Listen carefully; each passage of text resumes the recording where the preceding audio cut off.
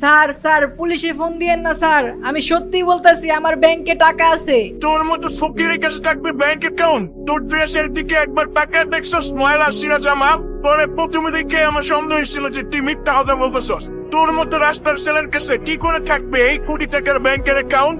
এই ব্যাংকে শুধু বড় লোকদের অ্যাকাউন্ট থাকে। ব্যাংকের ম্যানেজার কিছুতেই প্রিমিসের কথা শুনছেন না এবং সে সিদ্ধান্ত নিয়েছে প্রিমিসকে পুলিশের কাছে ধরিয়ে দিবে, কারণ ফিঙ্গারপ্রিন্ট মেশিনে প্রিমিসের আঙ্গুল ম্যাচ করেনি। এরপর ব্যাংকের ম্যানেজার যখনই পুলিশকে ফোন দিতে যাবে ঠিক তখনই প্রিমিস বলে, আরে আরে স্যার আপনি কি করতেছেন? পুলিশে কেন ফোন দিচ্ছেন? স্যার এমন তো হইতে পারে আমি ভুল আঙ্গুল দিছি, ডান হাতের আঙ্গুলটা কাজ করতেছে না, বাম হাতেরটা তো কাজ করতেও পারে। স্যার প্লিজ আপনি আমাকে আরেকটা সুযোগ দিন। দেখ, এই আঙ্গুল যদি কাজ না হয় আবার কোয়েশ্চন অন্য আঙ্গুল ট্রাই করো। বারবার ট্রাই করার কোনো সুযোগ নাই, এটাই লাস্ট। এই আঙ্গুল যদি কাজ না করে তাই আমি তোর সুযোগ পুলিশে দিব। এরপর প্রিমিস যখন তার বাম হাতটি ফিঙ্গারপ্রিন্ট মেশিনের মধ্যে দেয় সাথে সাথে ফিঙ্গারপ্রিন্ট মেশিনে একটি আওয়াজ আসে আর ফিঙ্গার ম্যাচ করে যায়, আর সাথে সাথে ম্যানেজারের ফোনে একটি মেসেজ আসে আর সে ওই মেসেজটি পড়তে থাকে। Verification successful, platinum member account, নাম প্রিমিস চৌধুরী।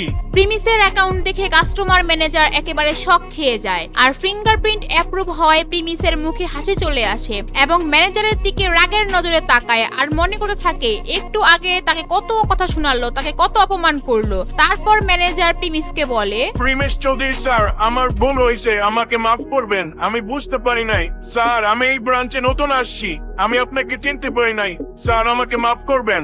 আচ্ছা ঠিক আছে ঠিক আছে, তো আপনি এখন বলেন আমার অ্যাকাউন্টে কত টাকা আছে? এরপর কাস্টমার ম্যানেজার কম্পিউটারের মধ্যে দেখতে থাকে তার এই অ্যাকাউন্টে কি কি আছে। স্যার আপনার অ্যাকাউন্টে তো 500 কোটি টাকা আছে।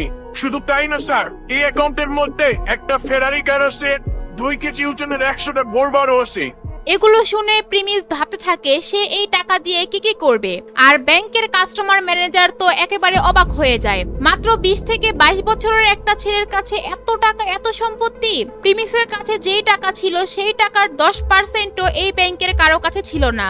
এরপর প্রিমিস মাথার পিছে 2 হাত দিয়ে বলে, আচ্ছা ঠিক আছে, তাহলে আপনি আমাকে একটা কার্ডের ব্যবস্থা করে দেন। জি স্যার, জি স্যার, আমি এক্ষুনি আপনার জন্য একটা কার্ড নিয়ে আসতেছি।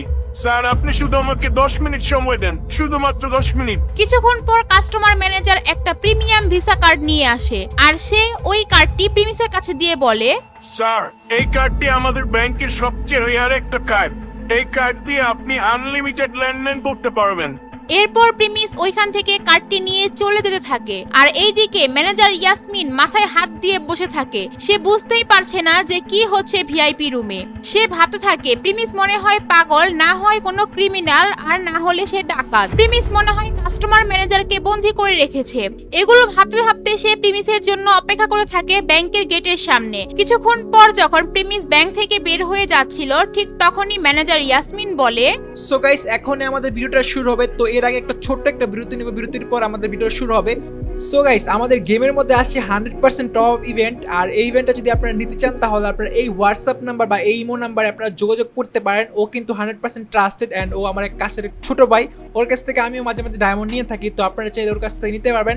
তো গাইস যাদের ডায়মন্ড লাগবে তারা এই নাম্বারটা সেভ করে ওকে মেসেজ দিতে পারেন। এই থামো, তোমার এত সাহস কিভাবে হয় আমাদের ভিআইপি রুমে না বলে ঢুকার?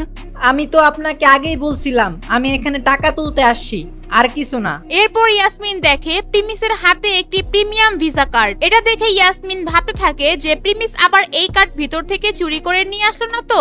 প্রিমিস এখান থেকে ভেগে যাওয়ার আগে ইয়াসমিন জোরে চিল্লিয়ে বলতে থাকে, সিকিউরিটি, সিকিউরিটি, তাড়াতাড়ি এখানে আসেন। এটা শোনার পর 2 জন সিকিউরিটি গার্ড আসে ওখানে আর ইয়াসমিন বলে, ও চুরি করে ব্যাংক থেকে ভাগতাছে, ওরে ধরেন। এরপর সিকিউরিটি গার্ড 2 জন প্রিমিসের দিকে বন্দুক তাক করে দাঁড়িয়ে থাকে আর ইয়াসমিন ভাবতে থাকে প্রিমিস ভিআইপি রুমে ঢুকে কাস্টমার ম্যানেজারকে মেরে কার্ডটি নিল না তো। আর এটা ভাবার সাথে সাথে ইয়াসমিন পুলিশকে ফোন দেয় আর বলে, স্যার স্যার, আমাদের ব্যাংকে চোর ঢুকছে, চোর আমাদের ব্যাংকে ঢুকে আমাদের কাস্টমার ম্যানেজারকে মেরে ফেলছে।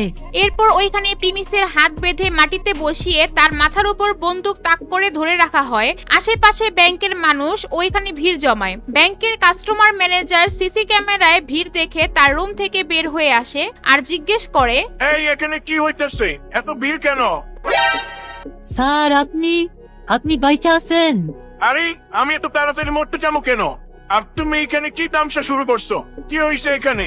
এরপর কাস্টমার ম্যানেজার একটু সামনে যেয়ে দেখে প্রিমিসকে বন্দি করে রাখা হয়েছে। আরে কে করছে এই কাজ? প্রিমিস চৌধুরী স্যার কি বন্দি করছে কে? Chowdhury sir, we are very sorry. ওনারা হয়তো বুঝতে পারে নাই, ওদের পক্ষ থেকে আমি মাপ চাচ্ছি। আপনি জানতে চাইছিলেন না কে এই কাজ করছে? এই যে এই মেয়ে কাজ করছে। শুধু তাই না, উনি আমাকে বলছে আমি নাকি কার চুরি করছি। এরপর উনি পুলিশেও ফোন দিছে আমি নাকি আপনাকে খুন করছি। উনি আমাকে ক্রিমিনাল আর চোর ভাবছে। ইয়াসমিন একদম ভয় পেয়ে যায় আর মাথা নিচু করে ফেলে। আর এটা দেখে কাস্টমার ম্যানেজার বলে, ইয়াসমিন, এখন যা শুনলাম এগুলা কি সত্যি নাকি? তুমি কে কাজ করছো? স্যার আমি আসলে বুঝতে পারি নাই, এখানে আসলে একটা বড় মিসআন্ডারস্ট্যান্ডিং হয়েছে। উনি জোর করে আপনার রুমে ঢুকে পড়ে, তাই আমি ভাবছি হয়তো উনি আপনাকে জোর করে কাট বানাইছে, পরে আপনাকে মেরে ফেলছে। কাস্টমার ম্যানেজার এটা শোনার পর ভাবতে থাকে সে নিজেই তো প্রিমিসকে চিনতে ভুল করেছে, ইয়াসমিনই বা কিভাবে তাকে চিনবে। তারপর ম্যানেজার ইয়াসমিনকে নিয়ে এক কোণায় যায় আর বলে, তুমি জানো ইনি কে? ইনি হচ্ছে চৌধুরী পরিবার ছেলে। তুমি তো জানোই চৌধুরী ইন্ডাস্ট্রির কত লেনদেন হয় আমাদের এই ব্যাংকে। ওনাদের যে সম্পত্তি আছে চাইলে আমাদের সমস্ত ব্যাংকের শাখা কিনে নিতে পারে। তুমি জলদি পুলিশে ফোন দিয়ে বলো যে তোমার ভুল হয়েছে আর প্রিমিস চৌধুরীর কাছে ক্ষমা চাও। আমি জানি না তোমার চাকরি আমি বাঁচাতে পারবো কিনা। এরপর ইয়াসমিন পুলিশকে ফোন দিয়ে বলে যে তার ভুল হয়েছে আর সে প্রিমিসের কাছে যায় আর বলে, স্যার আমার ভুল হয়েছে, আমি বুঝতে পারি নাই। স্যার আপনি তো জানেন এটা কত বড় একটা ব্যাংক, এখানে সিকিউরিটির একটা ব্যাপার আছে, আমি একটু বেশি আন্দাজ করে ফেলছিলাম। সরি স্যার, আমাকে মাফ করবেন। আচ্ছা ঠিক আছে, ইটস ওকে। ইয়াসমিন ভাবতেই পারে না এত সহজেই তাকে মাফ করে দিবে, কারণ সে যে অপমান করেছে তাকে এত সহজে মাফ করে দিবে সেটা ভাবনার বাইরে ছিল। এরপর প্রিমিস ব্যাংক থেকে বের হয়ে যায়। গরিব থেকে প্রিমিস একদিনের মধ্যে বড়লোক হয়ে যায়। এখন প্রিমিস এই টাকা দিয়ে কি করবে? এত টাকা একসাথে পাওয়ার পর কি প্রিমিস খারাপ হয়ে যাবে, নাকি প্রিমিস আগের মতনই সৎ থাকবে? প্রিমিসের সাথে সামনে আরো কি ঘটতে যাচ্ছে সেগুলো দেখতে চাইলে দিবস গেমিং এর ইউটিউব চ্যানেলটি সাবস্ক্রাইব করে নোটিফিকেশন বাটন বাজিয়ে রাখেন। আর গাইস, আপনারা যারা ফ্রি ফায়ার ডায়মন্ড টপ করতে চান, নতুন যে ইভেন্ট আসছে এটা কমপ্লিট করতে চান, তারা ওর হোয়াটসঅ্যাপ নাম্বার বা ইমো নাম্বার যোগাযোগ করতে পারেন। ওর কাছে আপনারা অনেক কম দামে নিতে পারবেন এন্ড 100% ট্রাস্টেড। তো যাদের লাগবে তারা এখনই মেসেজ দিন।